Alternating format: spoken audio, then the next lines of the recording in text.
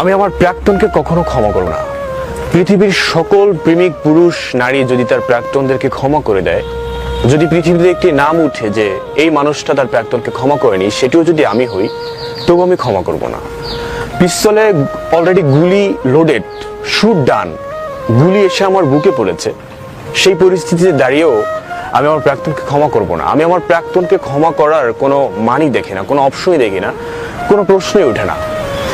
আমার প্রাক্তন যদি সে আমার চেয়ে বেটার অপশন পেয়ে কারো কাছে চলে যায়, আমার চেয়ে ধন সম্পদ বেশি আছে এমন কারো কাছে যদি চলে যায়, সেই প্রাক্তনকে আমি ক্ষমা করার কোনো মানেই দেখি না, আমি কোনো অপশনই দেখি না তাকে আমি ক্ষমা করে দেব।